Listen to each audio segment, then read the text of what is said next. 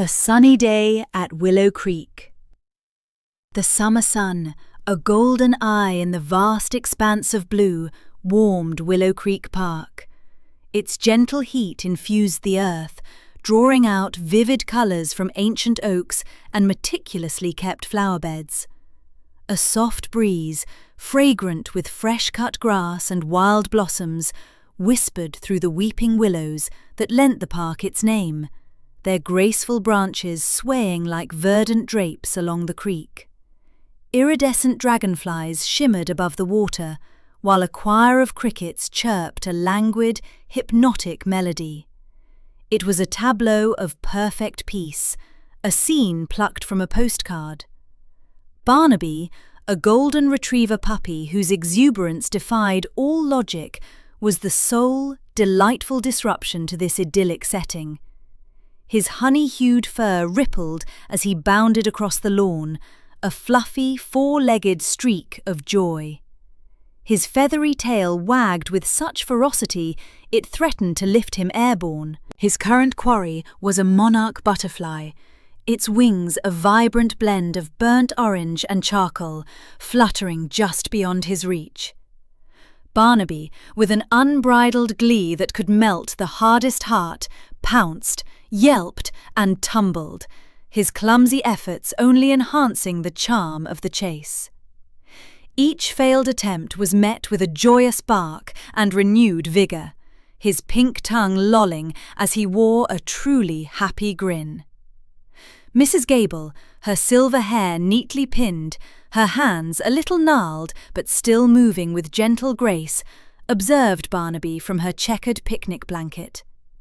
A wide-brimmed straw hat shaded her eyes, but a soft smile played on her lips as she watched her cherished companion.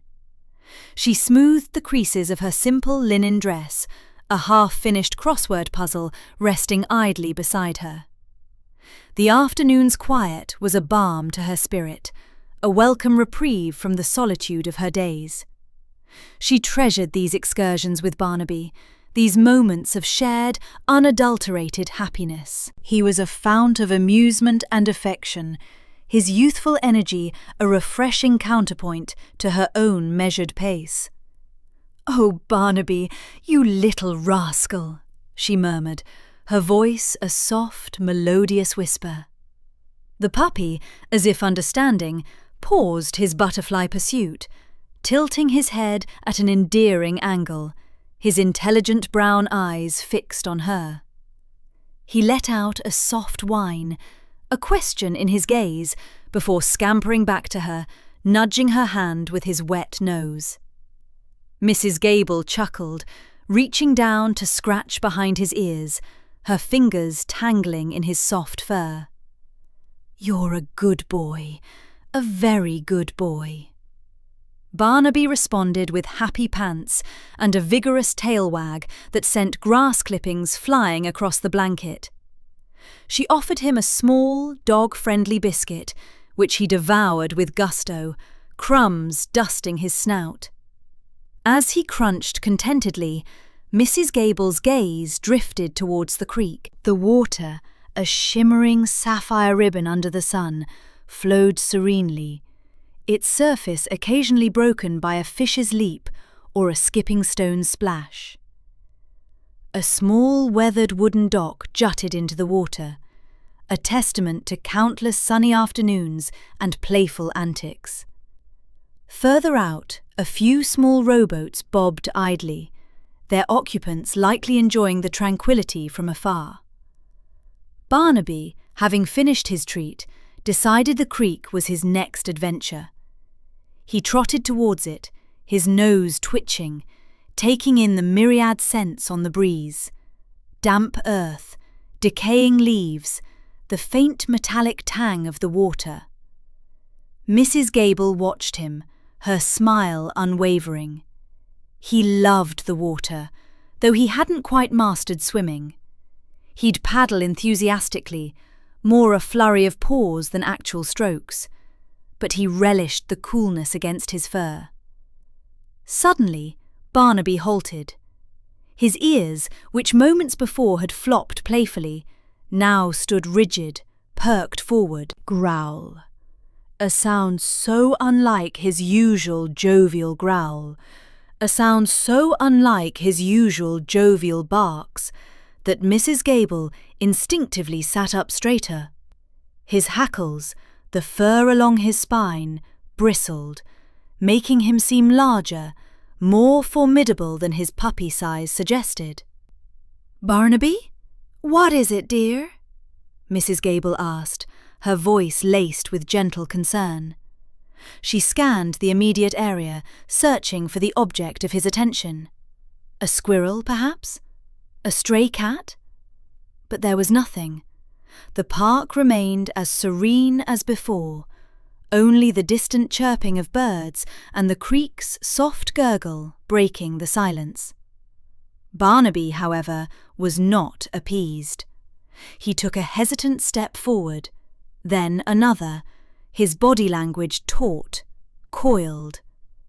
He let out another, more insistent growl, then a sharp, piercing bark.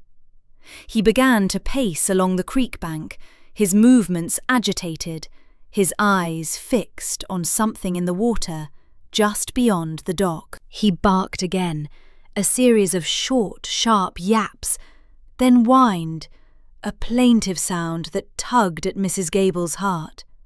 He pawed at the ground, then at the air, as if trying to reach whatever he saw. Mrs. Gable rose slowly, her earlier sense of peace supplanted by a prickle of unease. Barnaby was rarely so agitated without reason. He was playful, yes, but not prone to unwarranted aggression or fear. His persistence, his unwavering focus on the water, began to gnaw at her. "Barnaby, come here, boy," she called, her voice a little firmer now, a thread of worry weaving through it. But Barnaby ignored her. He unleashed a furious string of barks, his body quivering with an intensity she'd never witnessed. Then he did something completely unexpected. He launched himself towards the water, not jumping in, but straining, stretching, his front paws reaching desperately towards something just out of sight behind the far side of the dock. He barked again, a frantic, desperate sound that echoed across the quiet park, tearing through the afternoon's tranquility like a jagged knife. Other park-goers, who had been enjoying their own peaceful moments, began to turn, their expressions shifting from casual observation to mild curiosity, then to concern. Barnaby, oblivious to the growing attention, continued his frantic struggle, his barks growing louder, more urgent, a relentless alarm bell ringing in the quiet afternoon. The sudden shift. The bright afternoon sun, which moments ago had been a golden caress, seemed to lose some of its warmth. Barnaby, mid-pounce on a particularly fluffy dandelion, froze. His usually buoyant tail, a perpetual motion machine of happiness, slumped between his legs, dragging almost to the ground. The playful glint in his chocolate-brown eyes was replaced by a strange, unreadable intensity. He wasn't looking at Mrs. Gable, nor at the half-chewed tennis ball near his paws. His gaze, fixed and unwavering, was directed towards the shimmering expanse of Willow Creek. A low, guttural rumble vibrated in his chest, a sound so unlike the joyous yips and barks Mrs. Gable had grown accustomed to. It was a primal, almost menacing growl, vibrating through the quiet air of the park.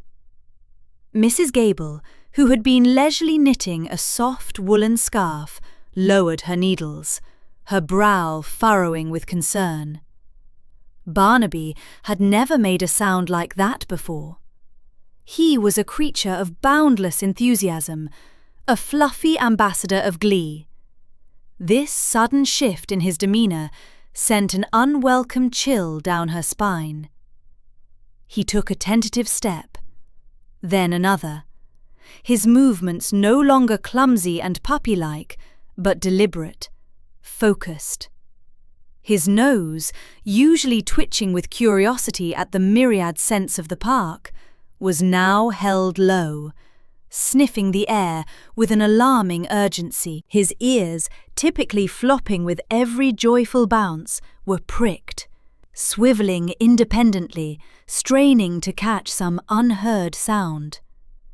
He was no longer a puppy at play. He was a sentinel, an ancient instinct awakening within his golden fur.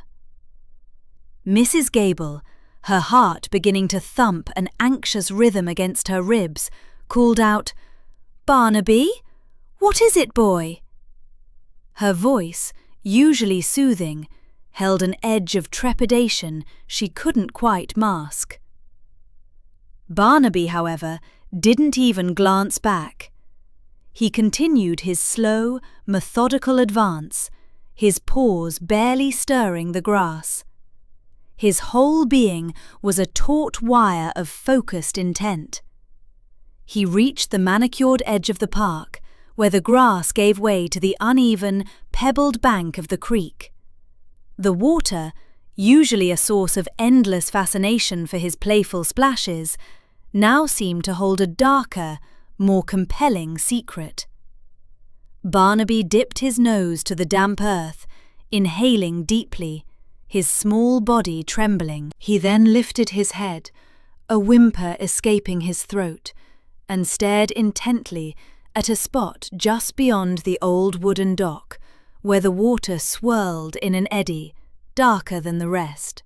The cheerful chatter of the other park-goers, which had provided a comforting backdrop to the afternoon, seemed to recede, replaced by the unsettling silence of Barnaby's sudden seriousness. Other dogs, usually eager to engage him in a game of chase, kept a respectful distance, their own tails tucked, sensing the shift in the atmosphere. Even a squirrel, usually bold in its acorn-gathering pursuits, chattered once, nervously from a high branch, before vanishing into the foliage. Barnaby's whimper escalated into a low, continuous whine, punctuated by short, sharp barks. He began pawing at the earth, his claws digging shallow furrows in the soft soil, his gaze still fixed on that particular spot in the water. It was a desperate, urgent plea, a wordless communication of distress that resonated deeply with Mrs. Gable. She abandoned her knitting, the half-finished scarf slipping to the ground, forgotten.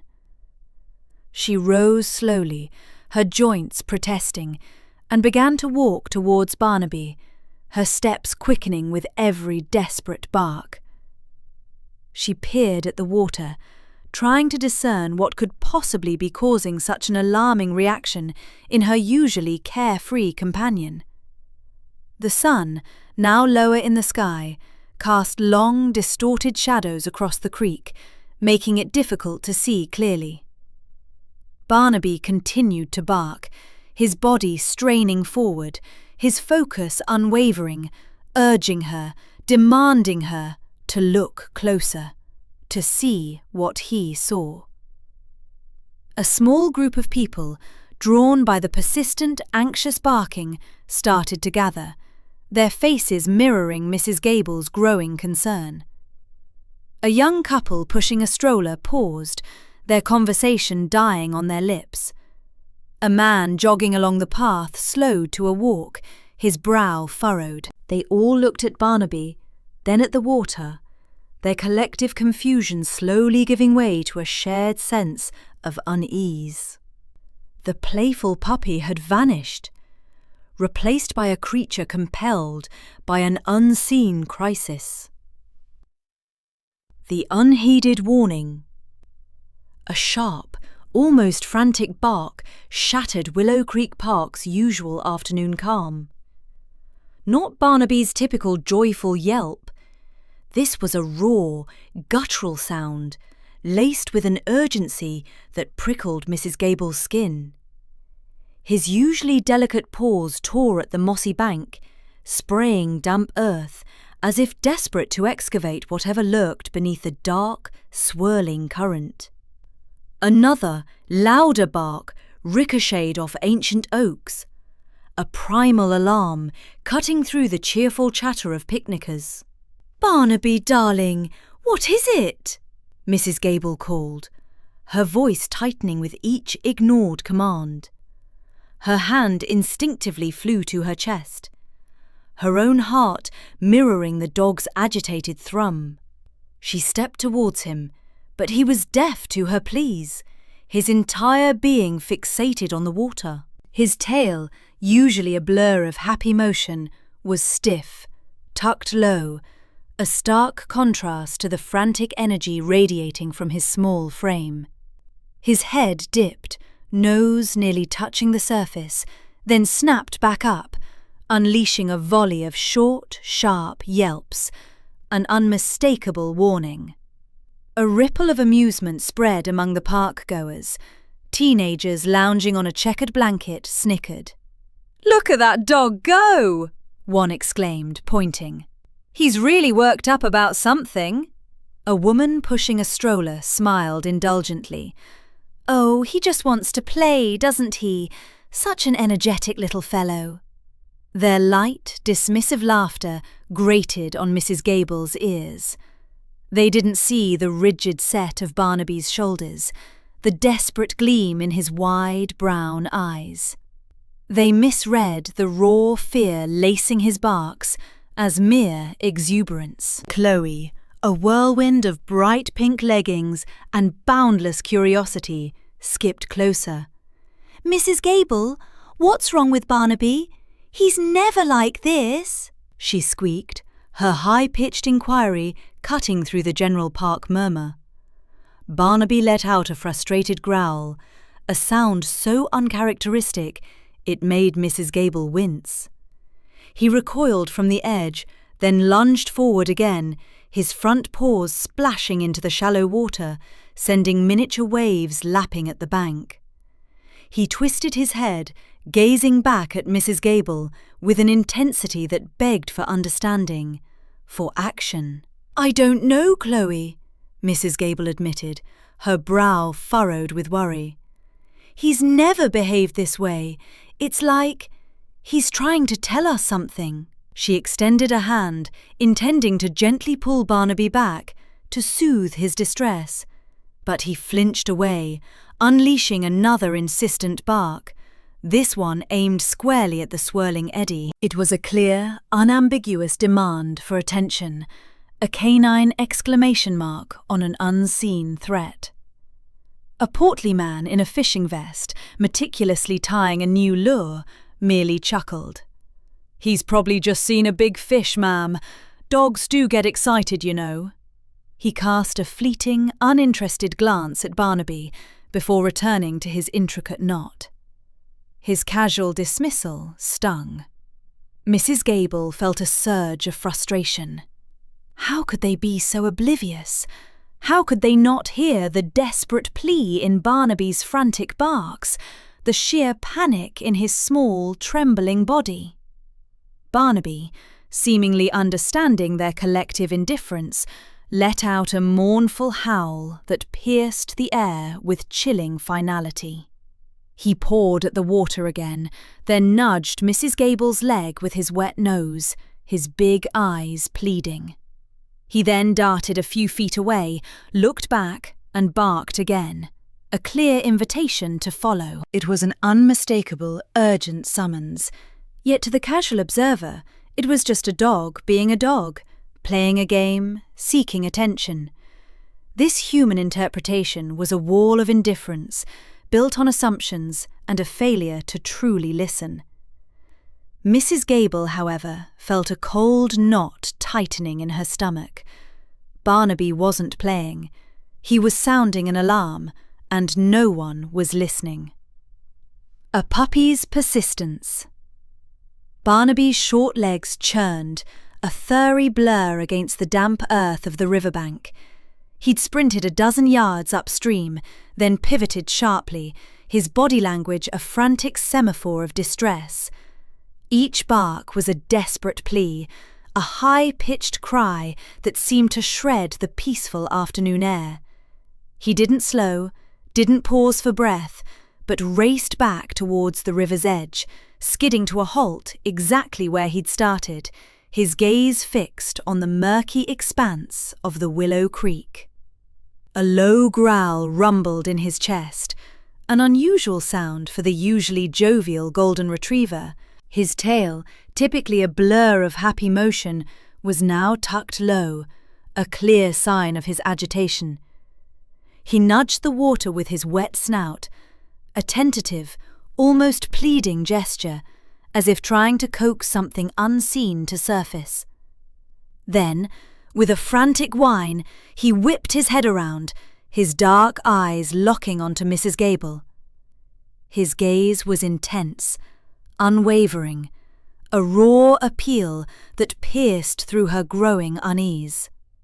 He shifted his weight, digging his front paws into the soft mud, then looked back at the river, as if willing her to follow his line of sight, to see what he saw, to hear what he heard.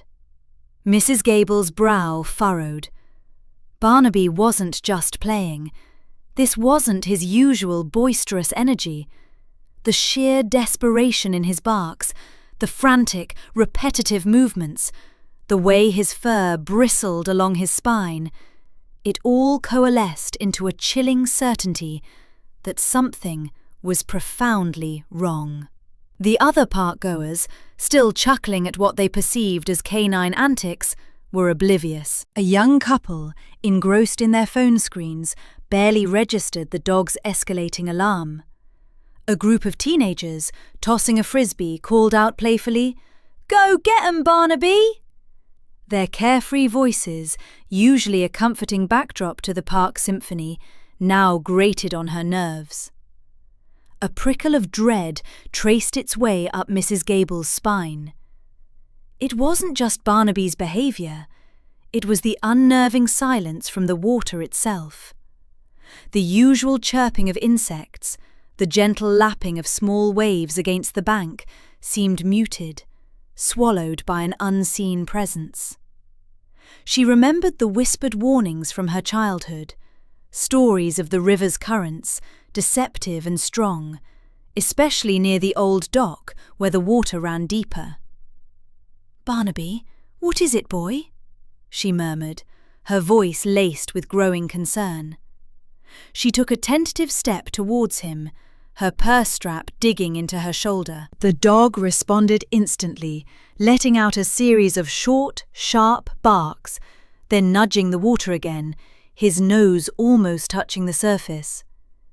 He then looked back at her, his whole body trembling with urgency. It was as if he was trying to physically pull her attention to the river. Her heart began to pound a slow, insistent rhythm against her ribs. The cheerful din of the park faded, replaced by the insistent thrum of her own rising fear. She could feel the stares of the other park-goers, a mixture of amusement and mild curiosity, now shifting towards vague annoyance at Barnaby's persistent racket. But she ignored them. Her focus was solely on the distressed dog and the unsettling expanse of water before them. Barnaby let out a high-pitched whine, a sound so laden with anguish that it finally cut through the general indifference of a few closer observers. He splashed one paw into the water, then immediately pulled it back, as if burned. His head swiveled from the river to Mrs. Gable, then back again, a silent, desperate plea for understanding. "Okay, Barnaby, I'm coming," she said, her voice firmer now, infused with a new-found resolve. The hairs on her arms stood on end. Whatever was out there, Barnaby knew it was important, perhaps even dangerous. She started walking towards him, her sensible walking shoes sinking slightly into the soft earth. Each step was deliberate, a growing sense of urgency propelling her forward. The air, which had been warm and pleasant moments before, now felt suddenly chill, carrying a faint, metallic tang. Her gaze swept across the water, trying to pierce the glassy surface, searching for any ripple, any disturbance, anything that could explain Barnaby's escalating terror. The dog, seeing her approach, gave another frantic bark, then turned his head back to the water, his body rigid, his eyes fixed on a point just beyond the old wooden dock, where the river's current seemed to pull with an unseen strength. Beyond the dock, Barnaby's distress escalated from urgent barks to a piercing, desperate yelp that tore through the otherwise placid afternoon. His front paws, usually so carefully placed, plunged without hesitation into the murky water, sending ripples fanning out across the surface. He wasn't just barking at the water anymore. He was barking into it, his entire body trembling as he pointed his nose, a living compass needle, towards a specific spot just beyond the weathered planks of the dock. The intensity of his gaze, fixed on something unseen, was almost unbearable. Mrs. Gable, her heart now thrumming a frantic rhythm against her ribs, felt a chill that had nothing to do with the cool breeze off the creek. Barnaby's earlier whimpers and growls had been concerning, but this raw, unbridled terror was something else entirely. It wasn't the playful agitation of a dog spotting a squirrel, nor the protective growl at a stranger. This was primal, desperate, a warning so profound it bypassed her intellect and struck straight at her gut. She took another step, her worn sneakers crunching softly on the gravel path. From the nearby picnic area, where she'd been attempting to master a particularly tricky TikTok dance, Chloe heard the yelp. It was sharp, unlike any sound she'd heard from Mrs. Gable's famously mellow golden retriever. Curious and a little annoyed at the interruption to her flawless execution of The Renegade, she turned, her phone still clutched in her hand. She saw Barnaby, half submerged, thrashing. "What's going on?" she muttered, more to herself than anyone else. She'd seen dogs get excited over ducks before, but this seemed different, more agitated. Maybe a duck was caught in something, a twisted fishing line? Chloe, her usual teenage apathy momentarily forgotten, started walking towards the dock. The yelps continued, punctuated by desperate splashes. "Hey, Mrs. Gable, is Barnaby okay?" she called out, her voice carrying easily in the quiet afternoon. Mrs. Gable didn't turn. Her eyes were locked on Barnaby, and on the patch of water he was so vehemently warning them about. "I don't know, dear," she replied, her voice strained. He's never been like this." As Chloe drew closer, the scene intensified. Barnaby was now scrambling, trying to get further out, his powerful legs churning the water. He was making frantic, guttural noises, a mix of whines and barks, each sound laced with an urgency that sent a shiver down Chloe's spine. It wasn't a duck, she realised, not with that level of distress. Dogs didn't get this upset over a duck. Reaching the edge of the dock, Chloe peered over. The water, usually so placid and reflecting the sky, seemed to churn faintly just beyond the dock's shadow. Barnaby was now almost frantic, his golden fur plastered to his body, his eyes wide with a terror that seemed to pierce through the surface of the creek itself. He was barking directly at a spot where the water looked different, darker somehow. And then, as the shimmering surface rippled with Barnaby's continued splashes, Chloe squinted. At first, she thought it was just a shadow, a trick of the light. But Barnaby's insistent barks, now almost hoarse, were too compelling to ignore. Her eyes, young and sharp, adjusted to the dappled light. And then she saw it. Not a duck, not a log, not even a trapped animal. A small, pale hand, barely breaking the surface. Her breath hitched. The world seemed to tilt. The hand was tiny, impossibly small, and it was moving, weakly, just beyond the reach of the dock's edge. A faint, almost imperceptible gurgle reached her ears, swallowed almost immediately by Barnaby's desperate cries. The realization hit her with the force of a physical blow. It wasn't a duck caught in a line. It was a child, struggling, drowning. Her eyes widened in alarm, a silent scream caught in her throat. Her gaze darted from the tiny, flailing hand to Barnaby, then back to Mrs. Gable, who was still trying to process the dog's inexplicable terror. The TikTok dance, her phone, her entire world of teenage concerns vanished, replaced by a sudden, horrifying clarity. Barnaby wasn't just agitated. He was trying to save a life. The shocking discovery.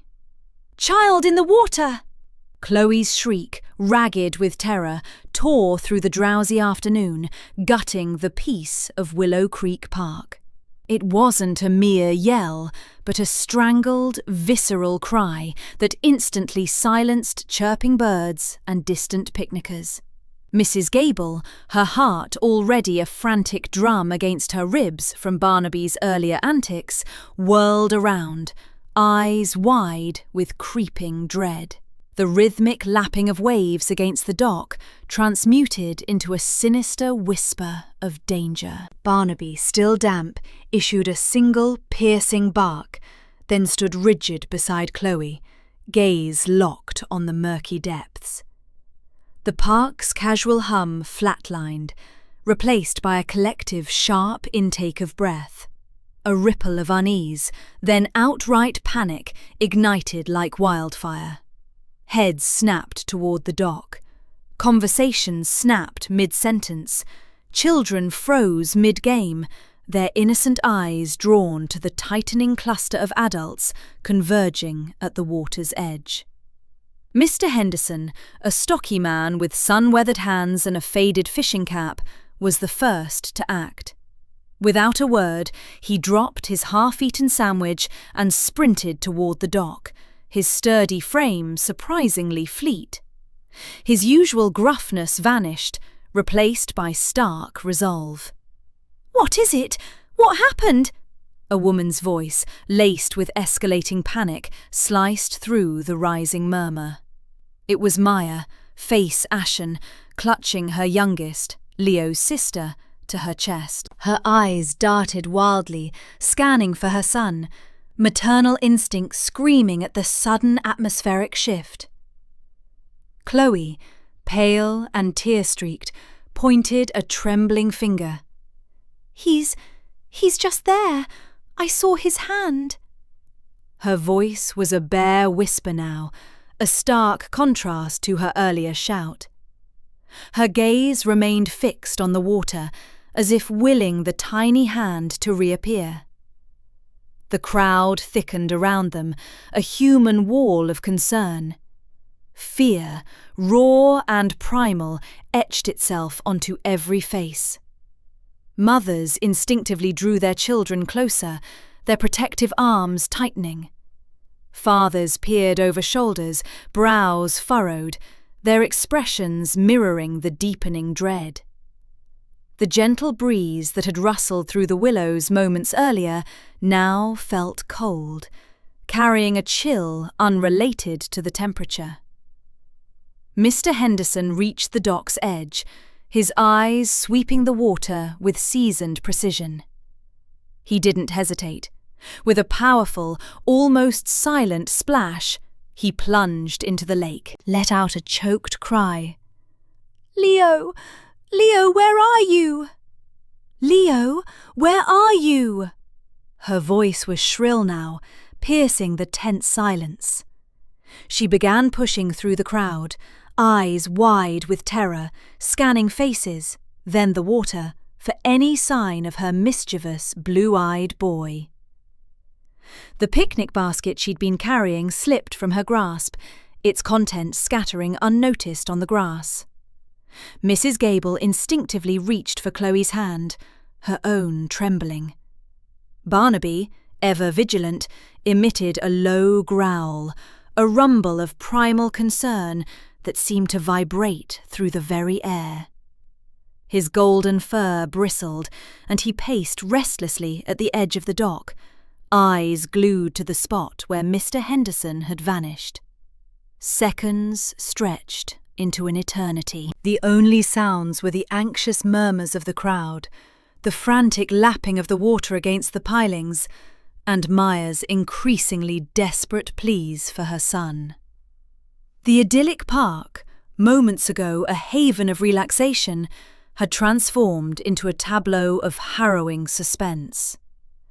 Every eye was riveted to the water, every breath held, waiting for a sign, for a glimpse of the child, for the quiet hero who had bravely plunged into the unknown. The sun, which had shone so brightly, now seemed to mock their fear, casting long, distorted shadows across the anxious faces. The air hung thick with unspoken prayers and a shared, palpable dread. A hero's leap. The collective gasp that rippled through the park was abruptly cut short by the splash. Mr. Henderson, a man whose usual stride spoke of quiet contemplation and well-manicured rose bushes, had shed his cardigan and plunged head-first into the murky depths. There was no hesitation, no shouted questions, only the primal instinct to act. Of agitated barks and frantic pacing, of agitated barks and frantic pacing, moments before, now stood at the very edge of the dock, his golden fur bristling. His barks, once sharp warnings, had shifted. They were deeper now, more guttural, a desperate cheer echoing across the water, urging the man on. His intelligent eyes, usually brimming with playful mischief, were locked on Mr. Henderson, then darted to the churning surface where the child was last seen. Every muscle in his powerful frame vibrated with tension, a canine sentinel guarding against the encroaching disaster. The water, surprisingly frigid for a late spring afternoon, bit at Mr. Henderson's skin. He kicked with powerful, practiced strokes, his arms cutting through the lake's resistance. The distance to the struggling child, which had seemed immense from the shore, now felt agonizingly long. The screams and panicked murmurs from the bank were a muffled cacophony, overshadowed by the frantic beat of his own heart in his ears. He strained his eyes, scanning the choppy surface. The setting sun, now a bruised orange on the horizon, cast long, distorted shadows that danced on the water, making it harder to discern forms. A small, flailing arm broke the surface just ahead. It was a fleeting, desperate movement, swallowed almost immediately by the ripples. Mr. Henderson surged forward, pushing past the burning in his lungs. He could hear Chloe's cries now, piercing and raw, and Maya's agonized pleas, each one a fresh lash urging him onward. The thought of his own grandchildren, of their small, vulnerable bodies, flashed through his mind, hardening his resolve. He had to reach the child. He would reach the child. Barnaby, still perched precariously on the dock's edge, let out a series of short, sharp barks, his tail thumping a frantic rhythm against the weathered planks. It was a communication, a canine sonar guiding Mr. Henderson. He swam towards the sound, his gaze fixed on the spot Barnaby seemed to be indicating. The dog's barks were no longer frantic alarms. They were focused, urgent, a beacon in the gathering gloom. Then he saw him.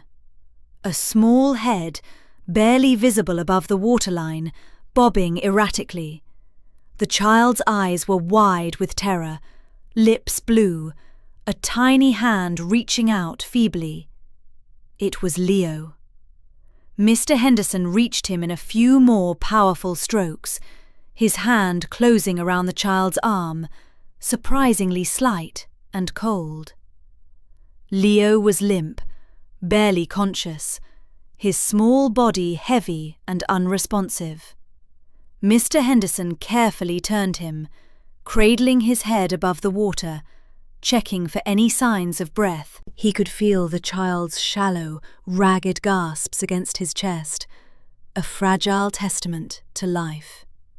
Relief, sharp and sudden, almost buckled his knees in the water, but he pushed it down. The danger wasn't over. He still had to get them both back to shore. Barnaby, witnessing the rescue, let out a triumphant series of barks, his tail wagging furiously now, a golden blur against the deepening twilight. He paced back and forth, a tireless guardian, his eyes never leaving the two figures in the water. The earlier agitation had transformed into a fierce, protective joy, his desperate cheers now a chorus of hope. Mr. Henderson, with Leo clutched securely in his arms, began the arduous swim back to the clamouring shore. The dog's unwavering barks, a continuous, reassuring sound, guiding them through the cold, darkening water. The true test, however, was yet to come. The frigid water, a cruel embrace, sapped at Mr. Henderson's strength, but the small, limp form cradled in his arms was a potent antidote to despair. Leo's head lolled against his shoulder, wet hair plastered to his pale forehead. A faint, almost imperceptible tremor ran through the boy's body, a fragile testament to life. Each stroke was a battle against the current, against the chilling numbness spreading through his limbs, against the fear that still gnawed at the edges of his resolve. He kept his gaze fixed on the shimmering patch of sunlight on the distant shore, a beacon of safety. Barnaby's barks, no longer frantic pleas, but sharp, encouraging yelps, guided him. The golden retriever was paddling alongside, his powerful strokes sending sprays of water high into the air, his eyes fixed on Leo with an almost human intensity. Henderson found a rhythm, a desperate, determined cadence that propelled them forward. The cold was a dull ache now, secondary to the weight of the child, the responsibility. He could hear voices from the shore, distant and distorted by the water, but he didn't pause to decipher them. All that mattered was the steady pull of his arms, the precious cargo he carried. Finally, his feet brushed against the muddy bottom. The sensation was a jarring jolt of relief. He stumbled, regaining his balance, and began to wade, the water receding from his chest to his waist, then his knees. The dock, a solid, welcoming structure, loomed before them. He could make out faces now, a blur of concern and anticipation. Maya, her face streaked with tears, was the first to surge forward as he reached the wooden pilings. Her cry, a raw, guttural sound, ripped through the hushed air. "Leo! My baby!" She stumbled down the last few steps, her arms outstretched. Henderson carefully lifted Leo, water streaming from the boy's clothes, and gently placed him into his mother's waiting embrace. The contact was swift, a transfer of precious life from one protector to another, for a brief, disorientated moment before closing again. He was breathing, shallow and ragged, but breathing. A collective sigh of relief rippled through the onlookers. The tension that had gripped the park like an icy fist slowly began to dissipate, replaced by a wave of profound gratitude. Park-goers, who moments before had been paralysed by dread, now pressed closer, their eyes wide with awe and a shared sense of release. Chloe, still clinging to Mrs. Gable's hand, pointed a small, trembling finger at Leo. "He's okay, Mummy," she whispered, a tear tracing a clean path down her dusty cheek. Mrs. Gable, her heart still hammering against her ribs, squeezed Chloe's hand, nodding, a silent prayer of thanks forming on her lips. Henderson, exhausted but buoyed by the sight of Leo in his mother's arms, pulled himself onto the dock. His muscles screamed in protest, his teeth chattered uncontrollably, but a warmth spread through him, a feeling far deeper than the physical chill. Barnaby, shaking himself vigorously, showered water over everyone nearby before nudging his wet nose into Henderson's hand, a soft whine rumbling in his chest. The dog then turned his attention to Leo, a low, contented growl emanating from deep within him, as if confirming his triumph.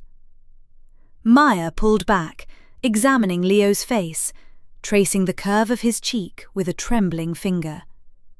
His lips were still blue, his skin unnaturally pale, but the faint rise and fall of his chest was undeniable. He was alive. She looked up, her eyes red-rimmed and brimming with tears, finding Mr. Henderson. "Thank you," she choked out, the words barely audible. "Oh, thank you, thank you."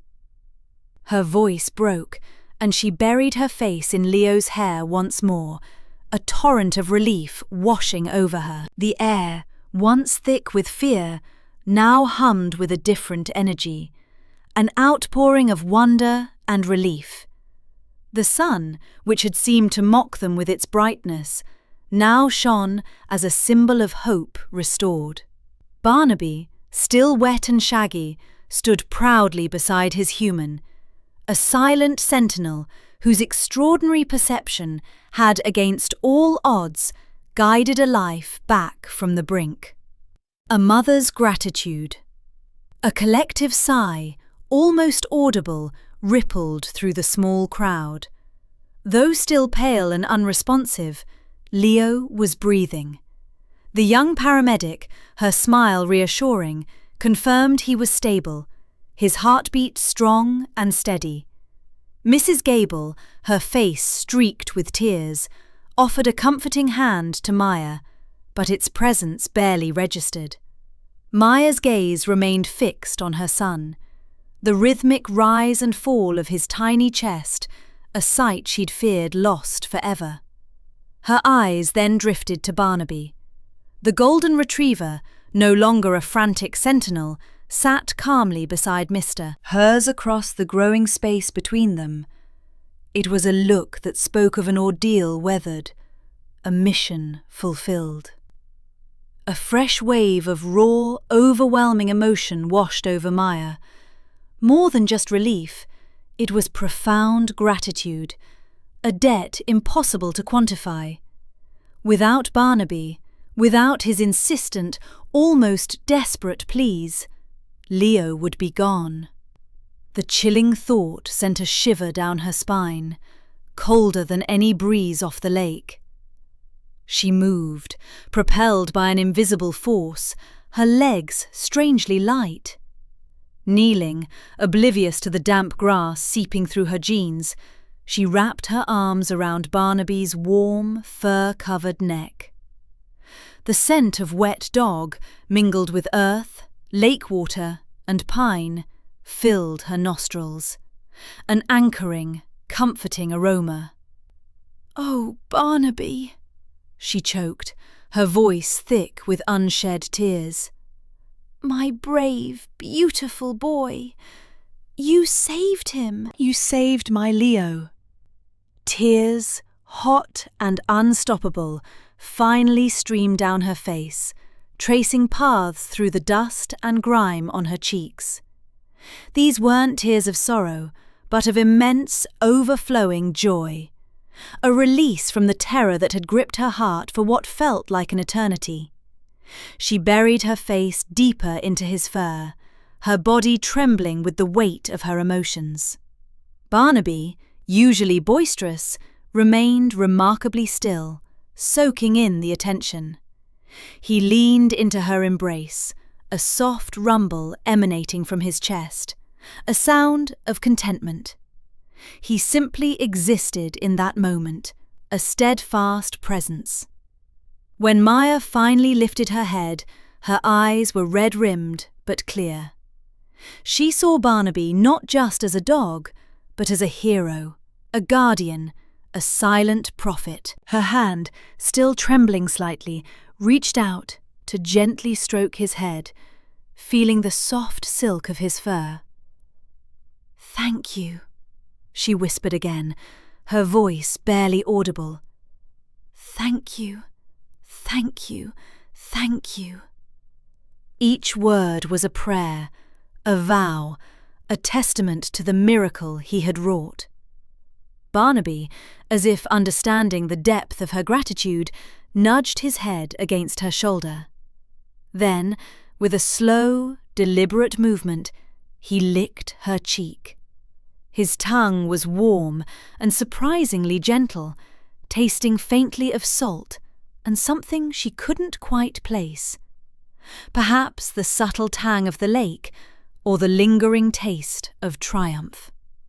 His tail, which had stilled for a beat, began to wag, a slow, rhythmic thump against the ground, a quiet declaration of his own relief and pride. It wasn't the frantic thumping of moments ago, but a contented swish, a happy punctuation mark to the terrifying ordeal. Mrs. Gable, watching from a respectful distance, wiped her own eyes. "He truly is remarkable, Maya," she said softly, her voice thick with emotion. "He never gave up. Not for a second." Maya nodded, unable to speak, her throat still tight. She tightened her arms around Barnaby one last time, pressing her cheek against his soft fur. In that moment, surrounded by the fading afternoon light, with the faint siren of the ambulance growing louder, Maya knew one thing with absolute certainty. Her life, and Leo's, would forever be intertwined with this magnificent golden creature. He wasn't just Mr. Henderson's dog. He was their guardian angel. The paramedics finally reached them, their hurried footsteps breaking the quiet tableau. They moved with practiced efficiency, gently lifting Leo onto a stretcher. As they prepared for transport to the hospital, Maya tore herself away from Barnaby, a silent promise in her eyes that she would return. She needed to be with her son, but she knew she would never forget the steadfast, golden presence who had brought him back to her. The golden retriever, his mission complete, watched her go, his tail still wagging softly, a silent acknowledgement of their shared, life-altering moment. The unsung hero. The collective relief that washed over the park was palpable, a soft wave after the tsunami of panic. Mrs. Gable, her eyes still glistening, patted Maya's arm. "He's going to be just fine, dear. A little shaken, but safe." Maya could only nod, her voice caught in her throat.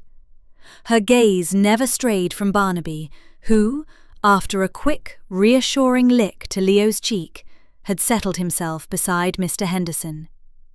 His tail gave a few soft thumps against the grass, a quiet drumbeat of contentment.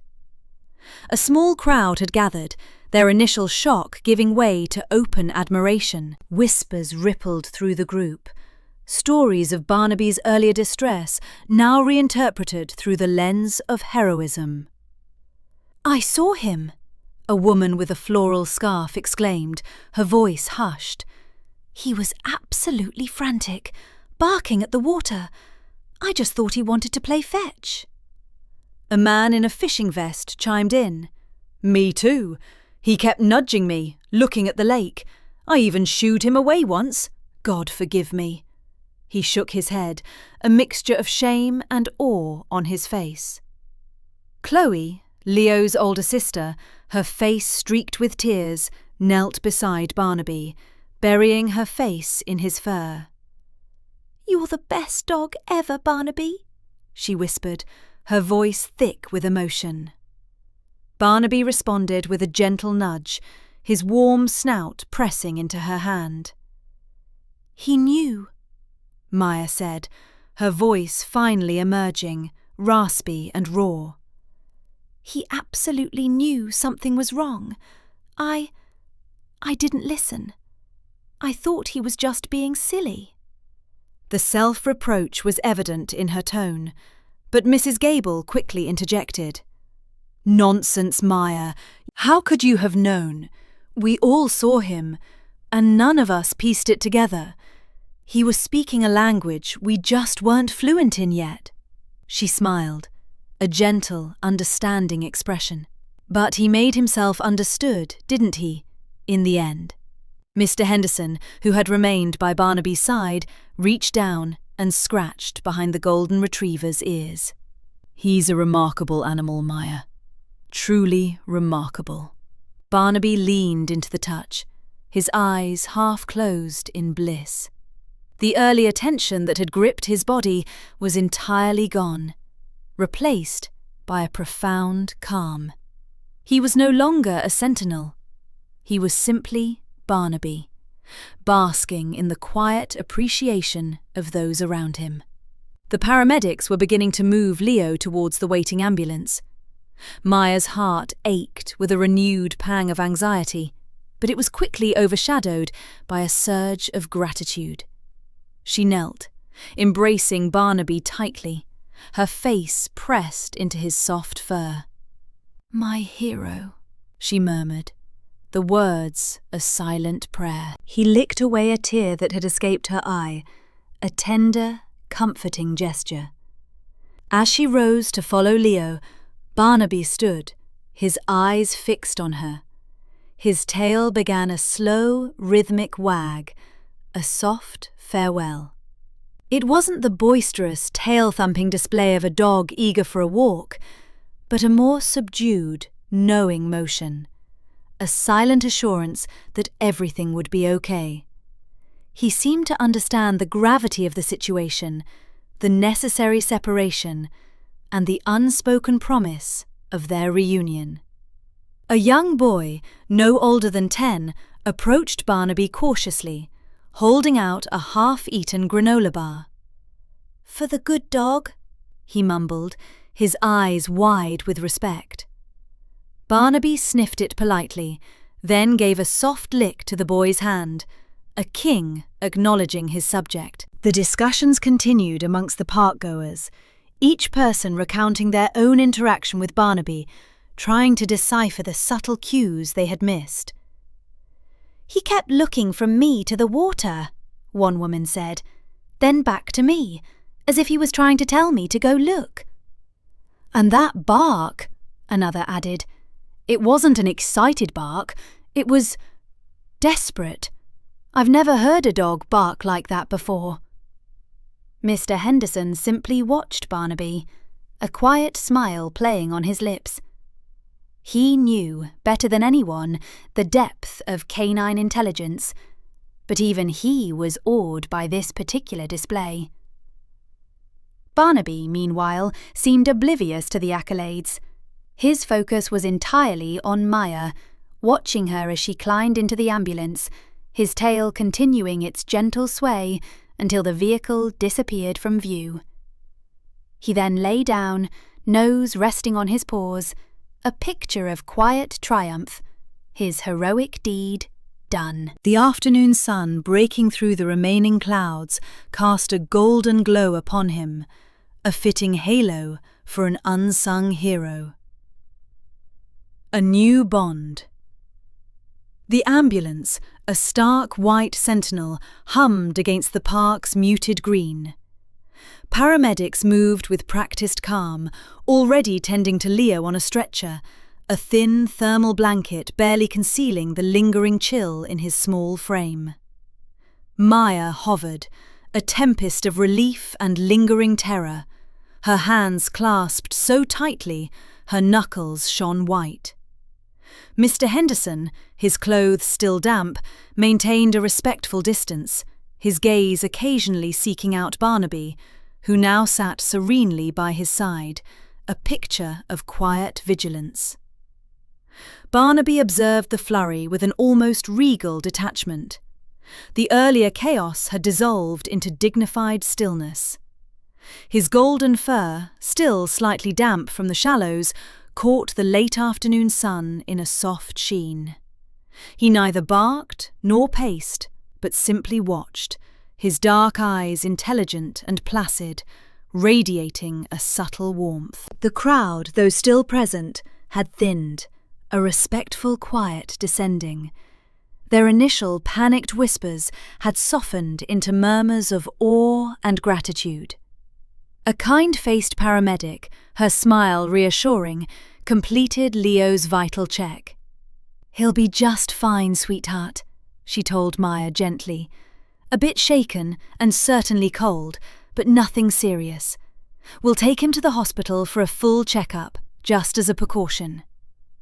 Maya nodded, a choked sound escaping her. She reached out, her trembling hand stroking Leo's damp hair. His wide, still glazed eyes met hers in a brief flicker of recognition, then drifted past her, landing on Barnaby. The dog responded with a soft, almost inaudible whine, a sound of gentle reassurance and inquiry. Despite the lingering chill and the unfamiliar stretcher, Leo's gaze locked onto Barnaby. His small hand, slightly puckered from the water, lifted tentatively, wavering in the air. Maya, sensing the silent communion, leaned closer. "Do you want to pet him, sweetie?" she whispered, her voice thick with emotion. Leo offered no words, but his outstretched hand remained a poignant plea. Maya looked at Barnaby, a new understanding dawning in her eyes. "Barnaby," she murmured, a catch in her throat. "He wants to say thank you."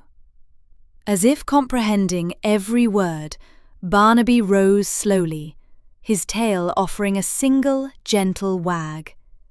He approached the stretcher with deliberate, unhurried steps, stopping beside Leo, his head cocked, his dark eyes earnest.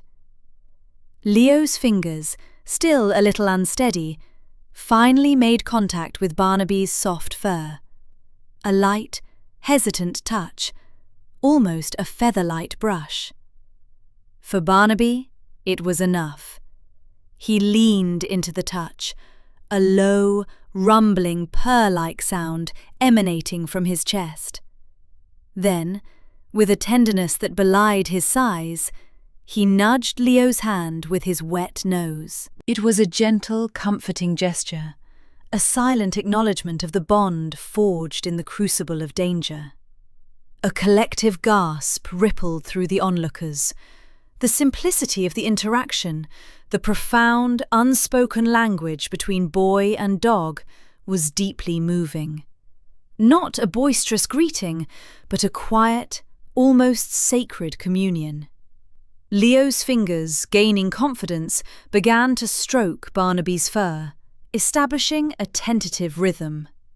A faint smile, his first genuine one since the ordeal, touched Leo's lips. Maya watched, tears blurring her vision.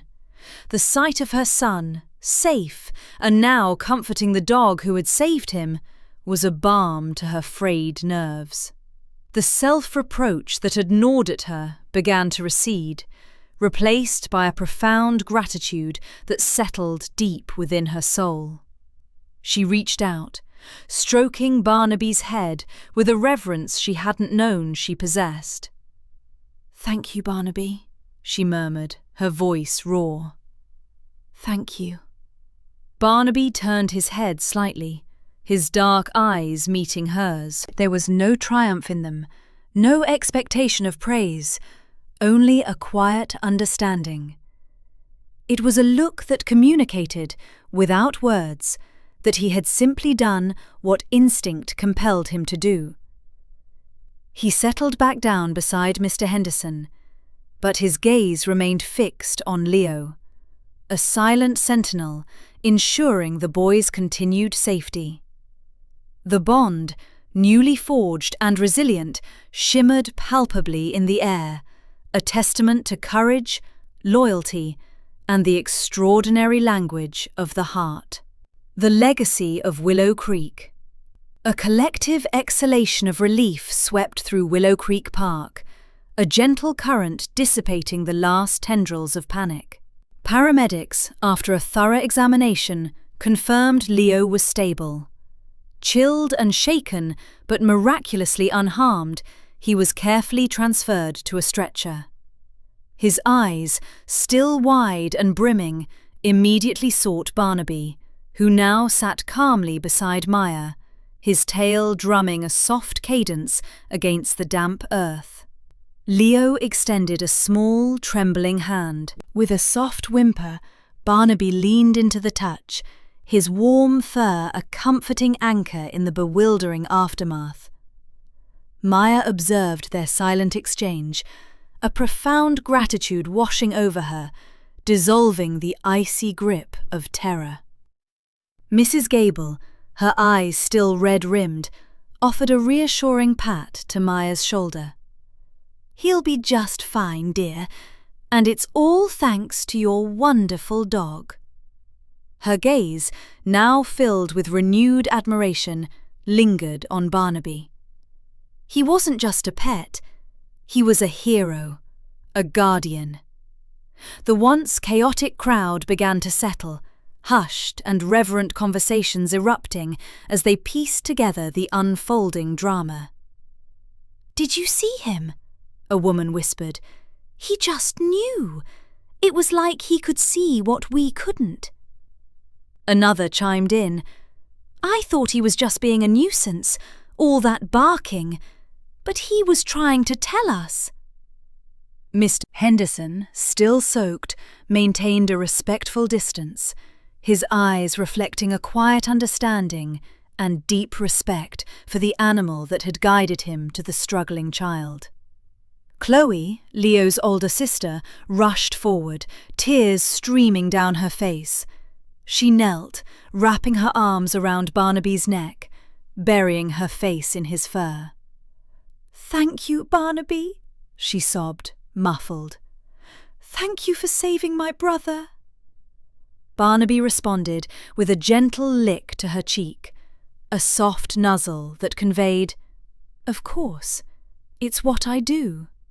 Maya, her self-reproach finally receding under the immense relief, gently stroked Barnaby's head. The image of him, frantic and desperate, pawing at the water, was seared into her memory. She had dismissed him, even scolded him.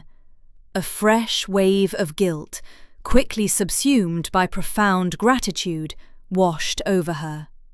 He had persevered despite her misunderstanding, his loyalty an unwavering beacon. As the paramedics loaded Leo into the ambulance, the children of Willow Creek Park gathered around Barnaby, their faces etched with awe. He was no longer merely the boisterous golden retriever who chased squirrels. He was the dog who had saved a life. His name, once a playful shout, now carried a new resonance, a quiet reverence. In the ensuing days and weeks, Willow Creek Park underwent a subtle metamorphosis. It remained a place of laughter and play, yet now, woven into its very fabric, was the legend of Barnaby. Parents pointed him out to their children, whispering tales of his bravery. "That's Barnaby," they'd say. "The dog who saved Leo." A small weathered wooden plaque, lovingly carved by a park regular, appeared near the water's edge, depicting a golden retriever with a child. It simply read, "In memory of a life saved and the unwavering heart that led the way, Barnaby, our hero of Willow Creek." Barnaby, seemingly oblivious to his newfound celebrity, continued to patrol the park with his usual zest, albeit with a touch more self-assurance. He still greeted every child with a wagging tail and a playful nudge. But a subtle shift in his demeanour, a quiet dignity, was unmistakable. Always a beloved member of the community, he was now an icon, a living testament to the extraordinary courage that could reside in the most unexpected of places. The bond between him and Mrs. Gable deepened, unspoken yet palpable. She saw him not just as her cherished companion, but as a silent sentinel, a guardian spirit of Willow Creek, forever etched into its verdant landscape. The park, once a mere scenic backdrop, had become a sacred space, a place where a playful bark had averted tragedy, and a golden heart had saved the day. Heroes rest. Barnaby, his golden fur still damp in places from the lake water, finally settled beside Mrs. Gable on the park bench. The frantic energy that had propelled him moments earlier had dissipated, replaced by a profound weariness. His flanks rose and fell with a steady rhythm, and his eyes, usually sparkling with mischief, were now half closed, heavy with exhaustion. The last vestiges of adrenaline slowly ebbed from his sturdy frame, leaving him with a quiet contentment that hummed through his very being. He leaned into Mrs. Gable's side, a solid, comforting weight, and released a long, shuddering sigh, a sound that spoke volumes of a mission accomplished, a duty fulfilled. Mrs. Gable, her face still streaked with tears, yet softened by an undeniable relief, gently stroked the top of Barnaby's head. Her fingers, usually nimble with knitting needles, now moved with a tentative tenderness through his damp, matted fur. "My brave boy," she whispered, her voice hoarse, a tremor of emotion still clinging to each word. "My wonderful, brave Barnaby." Her eyes, red-rimmed and swollen, gazed at him with a renewed reverence, an understanding that transcended the usual affection she held for her beloved pet. He wasn't just a pet anymore. He was something more, something profoundly significant. The bond between them, forged in years of companionship, had been tempered in the crucible of fear and salvation, emerging stronger, deeper, and irrevocably altered. The park, usually a lively tableau of laughter and shouts, had fallen into an unusual quietude. Children, their earlier playtime forgotten, now watched Barnaby with wide, awe-struck eyes, as if observing a mythological creature. Parents, their expressions a mixture of relief and lingering shock, spoke in hushed tones, their glances frequently drifting towards the golden retriever. Barnaby, oblivious to the silent accolades, occasionally lifted his head, his ears twitching at a distant bird call, But then his heavy eyelids would droop once more, his focus drawn back to the comforting presence beside him. He was a hero, yes, but for now he was simply a tired dog seeking solace. Mrs. Gable continued to stroke his fur, her touch a balm to his weary spirit. She murmured words of gratitude, not just for Leo's rescue, but for the profound lesson Barnaby had imparted, the stark reminder that courage came in many forms, often in the most unexpected packages. "You knew, didn't you, boy?" she whispered, her voice thick with emotion. "You always knew, and I almost didn't listen." A fresh wave of tears pricked at her eyes, a testament to the chilling memory of her initial dismissal of his frantic warnings, painting the sky in hues of orange and purple.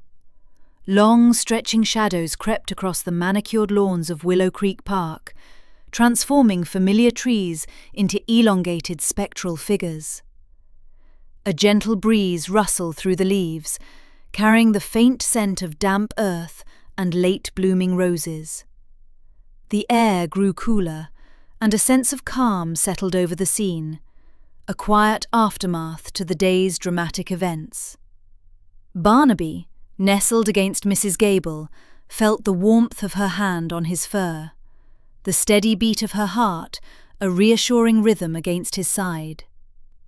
The sounds of the park, once sharp and distinct, began to blur into a soft hum, a lullaby of contentment. His muscles, taut with earlier exertion, began to relax, his breathing deepening into the steady cadence of sleep. He was no longer the agitated sentinel, but a peaceful guardian, his watch temporarily over. As the last slivers of sunlight faded, casting the world in a soft twilight glow, Barnaby's eyes finally closed completely. A tiny sigh escaped his lips, a breath of pure, unadulterated peace. He was asleep, a hero in every sense of the word, resting in the quiet dignity he had so truly earned. The park, his domain, now wrapped him in its silent embrace, a testament to his unwavering loyalty and the extraordinary courage that had saved a life and touched the hearts of an entire community. He had proven his worth, not with grand gestures, but with the simple, selfless act of an animal deeply attuned to the cries of those in need. He was Barnaby, the golden retriever, the hero of Willow Creek Park.